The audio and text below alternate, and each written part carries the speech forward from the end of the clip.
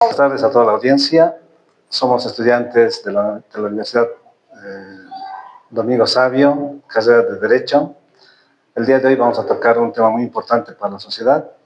El tema es hechos y actos jurídicos. Vamos a entrevistar a la estudiante Belén Toco Bustos para que nos hable sobre el tema.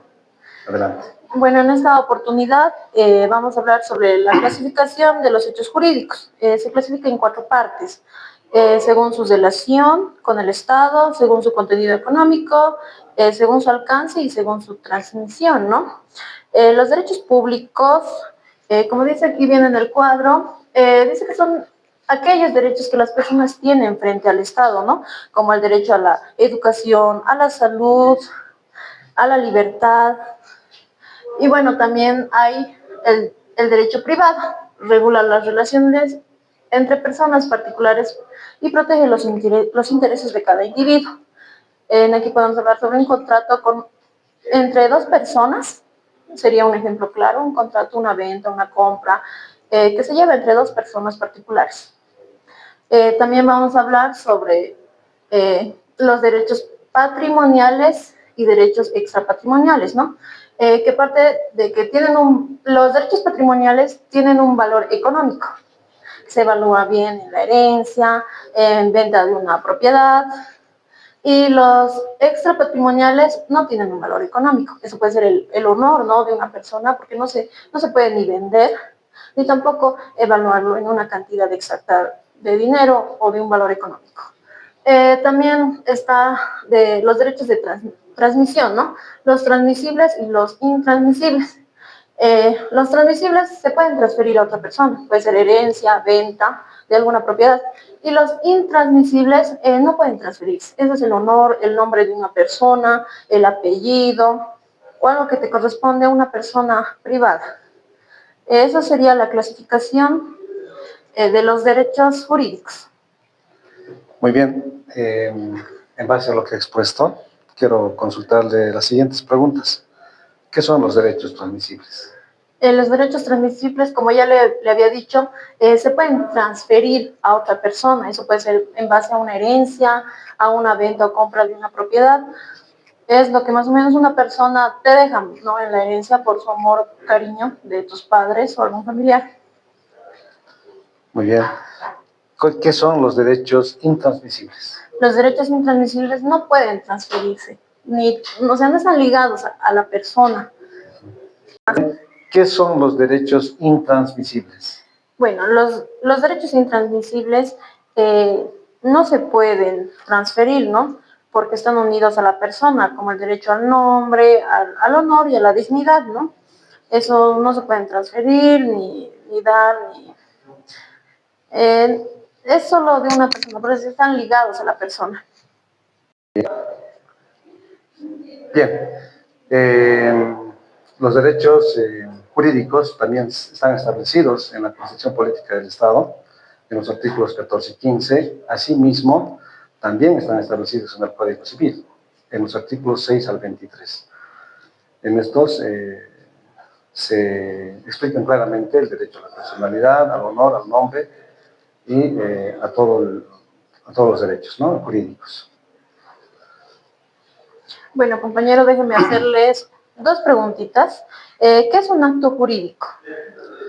Un acto jurídico básicamente es el acto voluntario entre una o más personas, ¿no?, con el objetivo de poder poder realizar o crear, modificar, extinguir derechos y obligaciones, ¿no?, los mismos que también son avalados por el reglamento de las leyes. Bueno, continuando con la segunda pregunta, ¿cuáles son los actos jurídicos? Los actos jurídicos son todos aquellos procedimientos, como por ejemplo el registro de un nacimiento, ¿no?, el pago de una deuda, el matrimonio civil entre 2 personas, el divorcio, los contratos hipotecarios también son actos jurídicos. Bueno, está bien, compañero, gracias. Gracias. Con la ronda de preguntas con el tema hechos y actos jurídicos. Compañero, respóndame las preguntitas. ¿Qué son los vicios de la voluntad? Los vicios de la voluntad son cuando una persona firma un contrato, ya sea por engaño, por error o por manera de forzada. Muy bien. ¿Cuáles son los principales vicios de la voluntad? Los principales vicios de la voluntad son el dolo, es cuando una persona es engañada para firmar un documento o un acto jurídico. Asimismo, el error, cuando una persona por error firma un documento, y la violencia, cuando una persona es forzada violentamente a firmar un documento. Está bien, gracias. ¿Usted de qué nos va a hablar? Ya, mire, yo le voy a hablar sobre los elementos de formación y elementos de validez del acto jurídico en Bolivia, ¿ya? Mire, los elementos de formación del acto jurídico en Bolivia en sí son los requisitos indispensables para que el acto exista, ¿no? Entre el consentimiento de las partes, el objeto y la causa. ¿Qué justifica el acto y la forma cuando la ley lo exige, ¿no? También los elementos de validez garantizan que el acto produzca efectos jurídicos. Estos comprenden la capacidad para las partes del consentimiento libre de vicios, sin error, dolo o violencia, la licitud, el acto y el cumplimiento de las formalidades legales cuando sean obligatorias. Ese sería el tema, ¿no? Bueno, déjeme preguntarle. La primera pregunta, ¿cuáles son los elementos de formación del acto jurídico según el Código Civil? Los elementos de formación son el consentimiento, el objeto, la causa y la forma cuando la ley lo exige.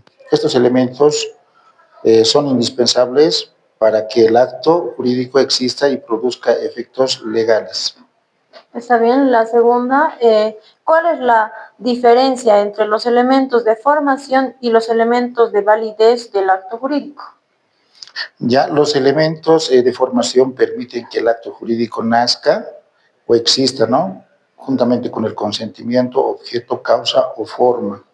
En cambio, los elementos de validez garantizan que el acto sea eficaz y produzca actos jurídicos. Está bien, gracias, compañero. Bueno, hoy vamos a hablar sobre los pilares, sobre los elementos constitucionales del acto jurídico, que son los pilares que según el Código Civil permiten crear, modificar, extinguir las relaciones legales. Para que un acto jurídico sea plenamente válido, requiere de 5 elementos que son: 1, la voluntad, que es la expresión verbal interna del sujeto y externa, el cual debe estar completa. 2, la capacidad de las partes, las mismas que distinguen la aptitud del goce y la capacidad del ejercicio. 3, el objeto, que representa y debe ser física y jurídicamente posible, además del lícito y determinado. Vamos a hablar del otro elemento que es también de suma importancia, el cuarto elemento, que es la causa, que es entendida como la finalidad socioeconómica legítima que motiva el acto. Y finalmente vamos a hablar de del quinto elemento, que es la forma, que es el medio por el cual se exterioriza dicha voluntad. Esta estricta observancia de los componentes mencionados garantiza la seguridad jurídica y la validez de nuestras relaciones civiles y cotidianas. Déjeme preguntarle, ¿por qué la voluntad es considerada el elemento más importante del acto jurídico? Es considerada importante porque representa la decisión libre y consciente de una persona de producir efectos jurídicos.